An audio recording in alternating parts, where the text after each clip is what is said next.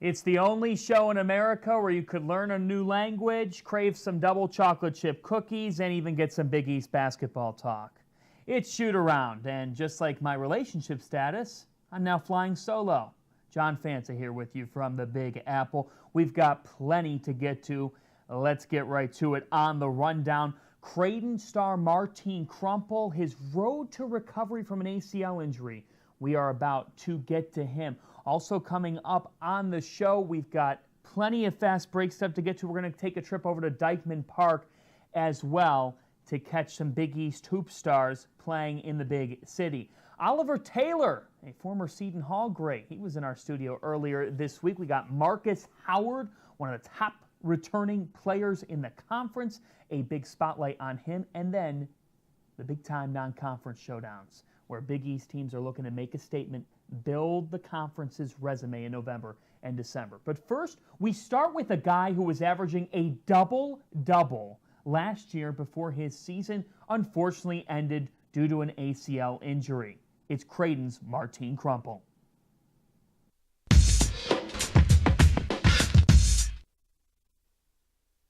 We are now joined by Creighton Slovenian forward Martin Krampelj. He's with us on Shootaround. And Martin, we're starting with the question that a lot of Blue Jay fans want to know. We're here to please all those fans. Doug Burtek asks, simply, how's the knee? Well, the knee is really good. Hi, John. Thanks for having me here. The knee is really good. I've been rehabbing it for 6.5 months now. I'm still like a month and a half, 2 out.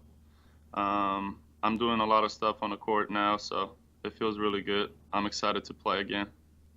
It was in January when you had that ACL injury.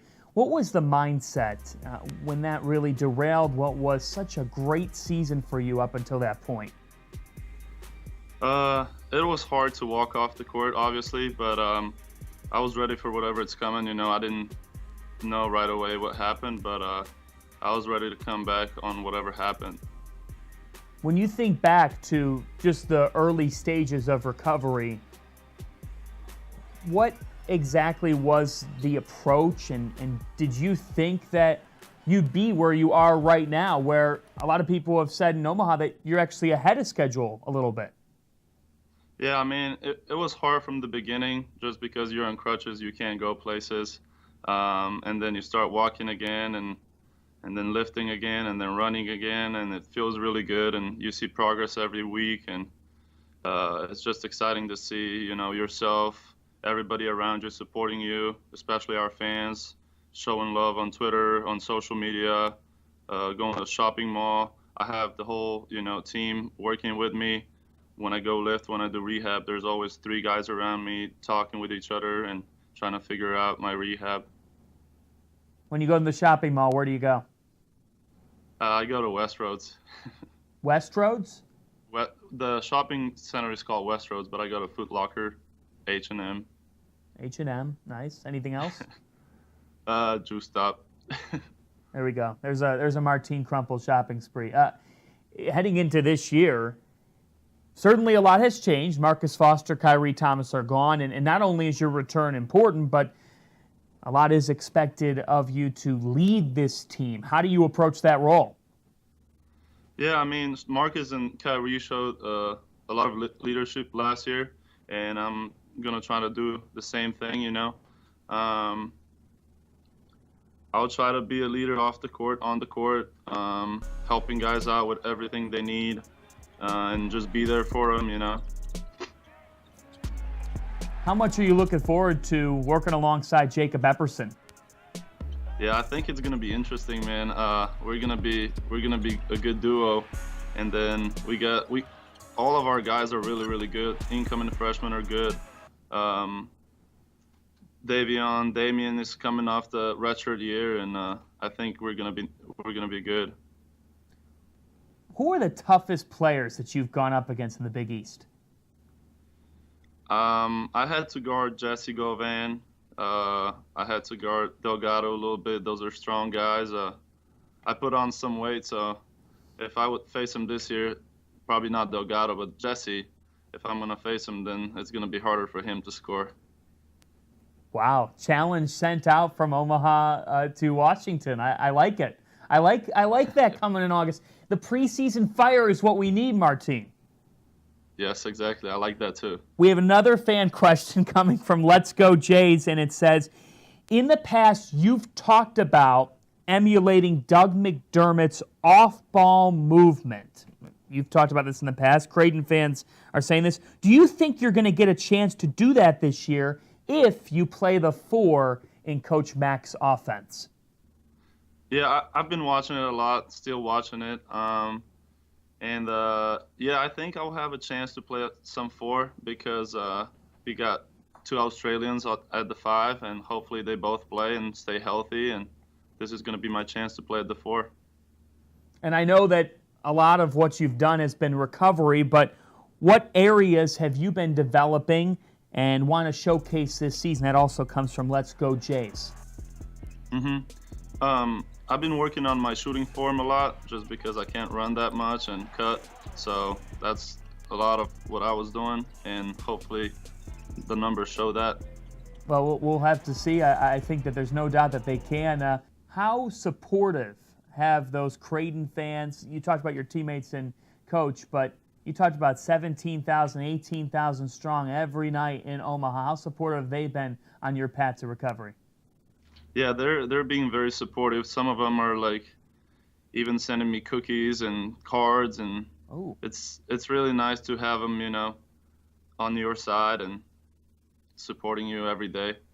Is there anything? This is your opportunity here to take advantage. Is there anything else that they could send you? Yes, but we don't want to break the rules, I guess. You know what? The compliance officers out of Creighton would be pleased to hear that answer. What's your favorite kind of cookie, though? Probably double chocolate chip. Double. If you ever send me one, yeah. Oh, okay. Okay, well, I know a couple cookie places. You might be able to tell. I do know a couple of cookie places in the city. Maybe I'll ship you out a dozen cookies. How would that sound? Sounds good. Perfect. Okay. Thank you. If I ever tear my ACL, I don't know how that would happen, but if I ever do tear my ACL, if I trip over like a table or something, send me a dozen wings. Good trade-off? We'll do it. We'll do it. All right, so overnight I was touching up on my Rosetta Stone, and I was told that I need to because Rob Anderson, your sports information director, said that you know many languages. So how many different languages do you know? Well, I used to know German. I went for school for 7 years for German, but I forgot a lot of it. There's Yugoslavia used to be one country, and now it's 5 different countries, and so it's 5 different languages, but they're kind of the same. So that's how I say I can speak more. So you could say that you know like 6 or 7 languages. Probably 3 or 4. Can you say hello in those languages to me here? Yeah. Give me a little lesson. Yeah, sure. I can say, hi, how are you? Živio kako si, brate? Or Živio kako si danas would be in Slovenian. Živio kako si danas. Yeah. Živio kako si danas. Živio kako si danas. All right, what's send me cookies in Yugoslavian? Pošli mi piškote. Parstakin Escote. I'm going to go up to someone in Penn Station later this afternoon and go, Parstakin Kakote. Oh, yeah. I'm sure some people will understand you for sure. You think so? Oh, yeah. There's bound to be, like, if I go over to the Mrs. Fields, there's not a Mrs. Fields in Penn Station, but like if I go over to a cookie shop and just go up to the counter, that's the key to getting free cookies at Penn Station. Pashikor Kitate. Yeah. That's a good move. I think you can definitely try that. Martin Krampelj, this has been an absolute treat. Your final thoughts here heading into the preseason about what people can expect from the Jays this year. We just got our non-conference schedule. It looks good to us. We talked about it, and we're just going to try to win in every game. Going to the Big East conference, try to win the title, going step by step, make it to the NCAA tournament, make a run there, and we'll see what happens. Martin Krampelj, the Slovenian forward, He'll be leading the Jays this upcoming year. Martin, good luck with the rest of your recovery. Thank you, John.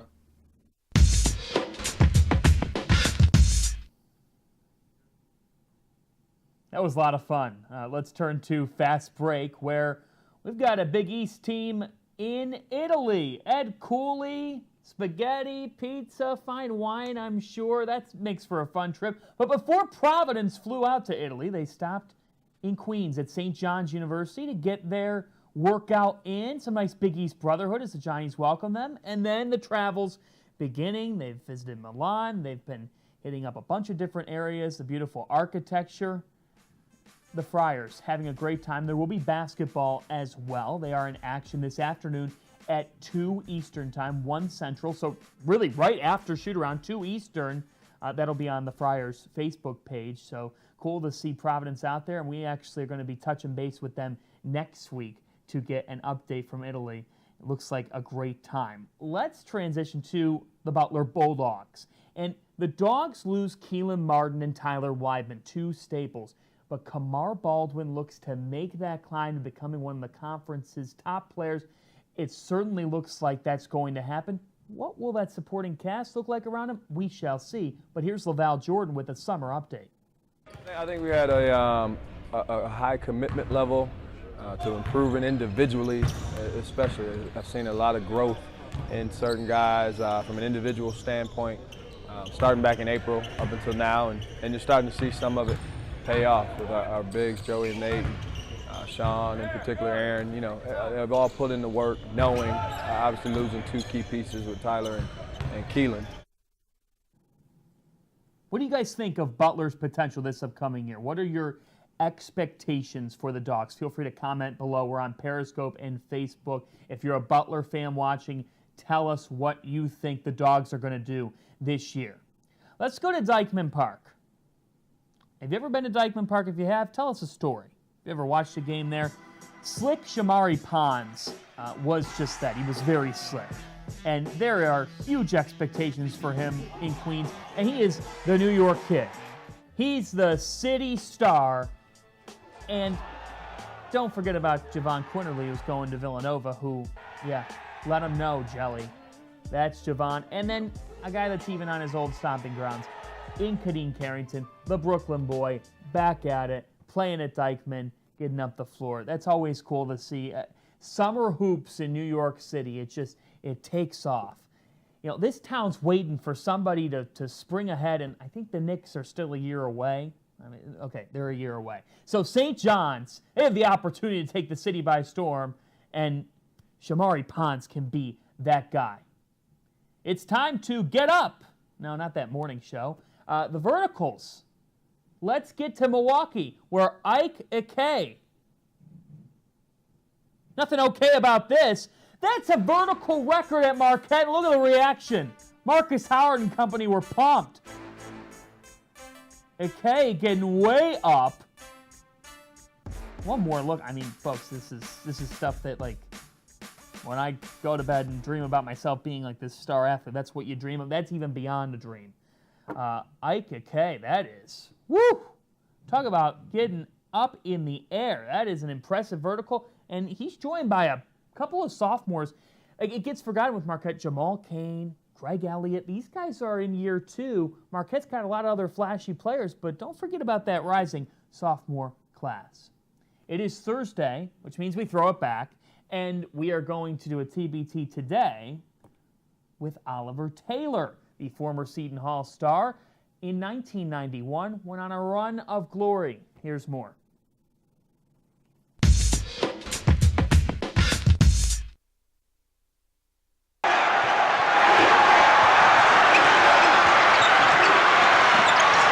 Got to get one up. Only 4 to go. Taylor into the lane. Up, scoop shot. Oh, shot! Seton Hall has defeated the University of Pittsburgh on a last-second shot by Oliver Taylor. He is dribbling down to 10 seconds to go. Taking a lot of time here. 6 seconds. Taylor now on the drive. Trying to be the hero again. He does.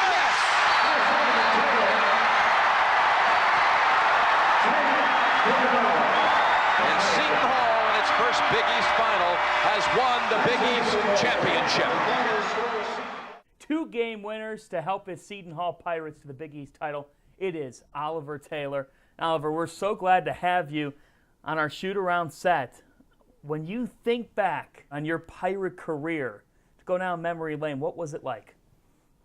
Amazing, very amazing. Being able to play the biggest stage coming from New York City, had the opportunity to play at Madison Square Garden, playing with a legendary coach as PJ, and a bunch of great people and players. Let's look back on that 1991 season. That's what Pirate fans remember so well. A couple of game winners. Let's roll the tape here, Oliver. I want you to break this down for me. Oh, at this point, we had a play to pass it to Gordon Winchester, which I thought he was close, and then PJ just said go. Once I saw Avon steal them off, I went right past the individual in front of me and scored the layup. And that's the game winner over Pitt in the Big East tournament opener. Obviously, a scene of pandemonium here, and for you to be from Queens, I'm guessing it just means all that much more to do this right in your city. Yeah, definitely. Because as a kid, I used to watch Pearl Washington play Georgetown, and that moment, or even watching Jordan come to the Garden, Ali, previous films that I've seen, and just to be on that stage and to be at home, and a lot of my family and friends was there, it was an awesome experience. Different scenario than the next night, but the same result here against Villanova. Yeah, correct. The night before, I missed a shot, we go home.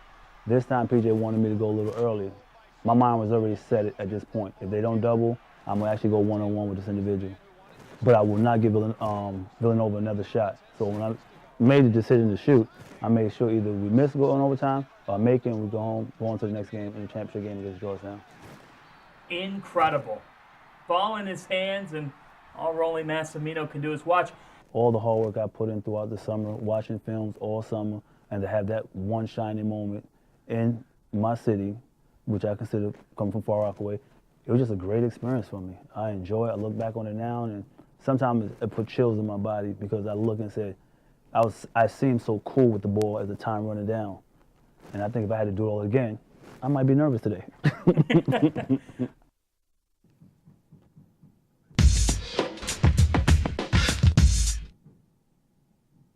Player spotlight time, and this week we are zoning in on the other Big East player who averaged over 20 points per game that's returning this year. Last week it was Shamari Pons. This time around it's a guy who's gunning for that Conference Player of the Year honor as well, Marcus Howard from Marquette.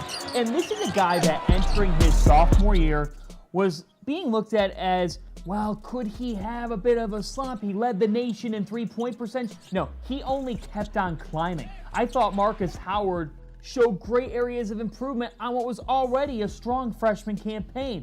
That win at Providence, 52 points, tying a Big East single-game record, setting a new historical mark for Marquette. I mean, what more can you say? The way that this kid plays the game, silky smooth. He's not only a dynamic scorer, but he's a leader for Marquette. And now, entering his junior year, he and Sam Hauser are the leaders of this team. Can they get them back to the NCAA tournament? And can Marquette make a run that a lot of people have them making?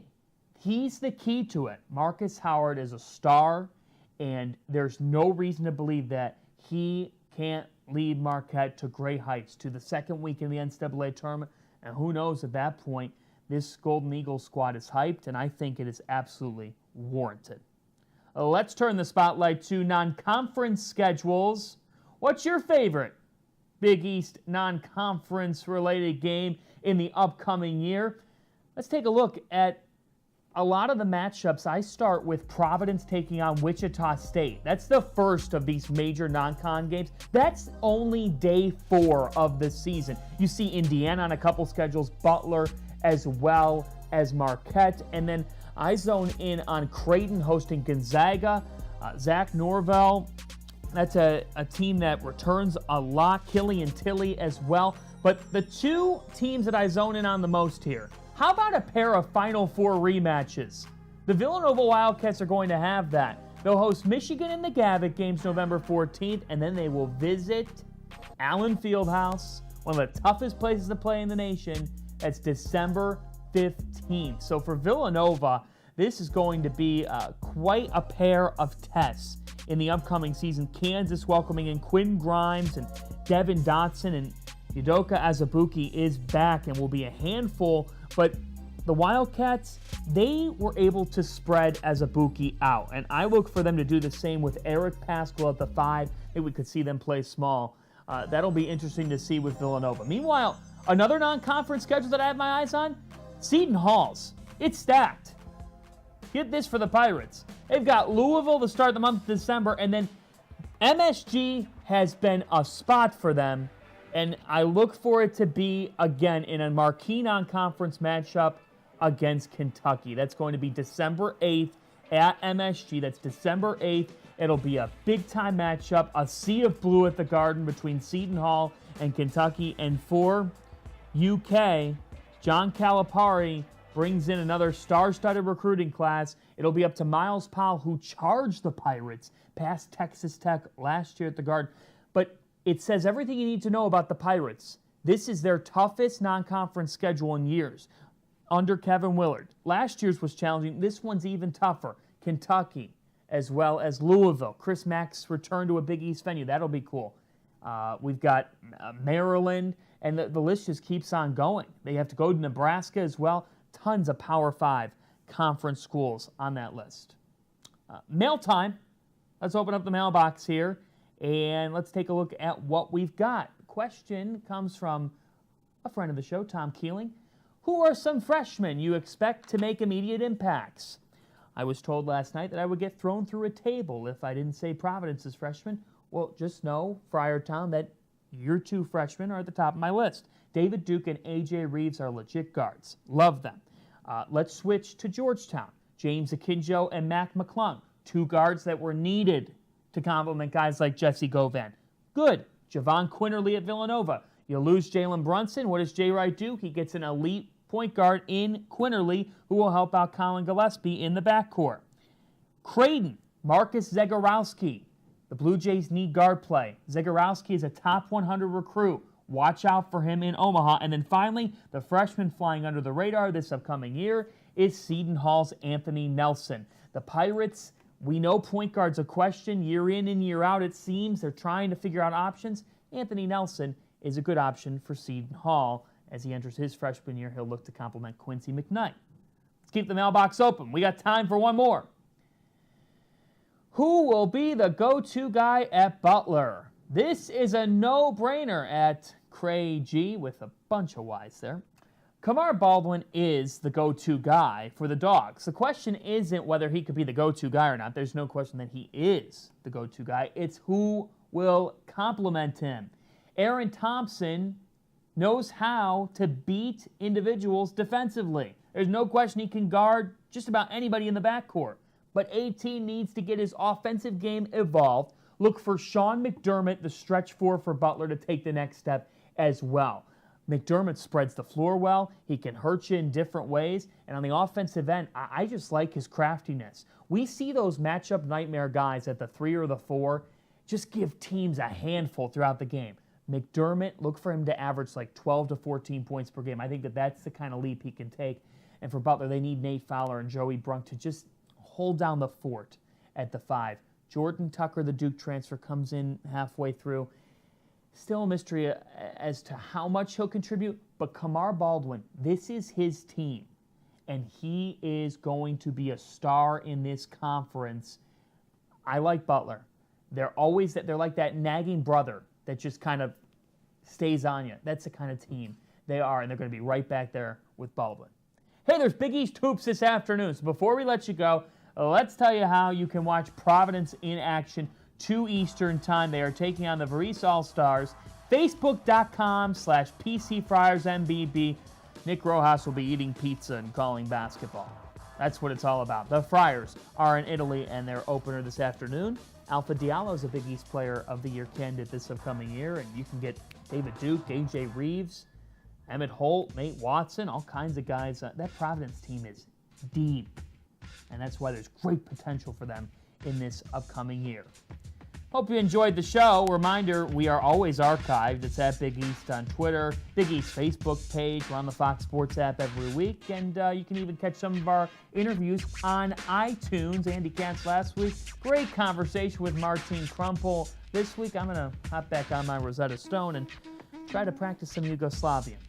Enjoy your weekend. the summer. There's not much left of it, so hit the grill, hit the pool, and if you're having a barbecue, talk some Big East hoops, and we're always available on Twitter if you have a question for the mailbox. So long, everybody.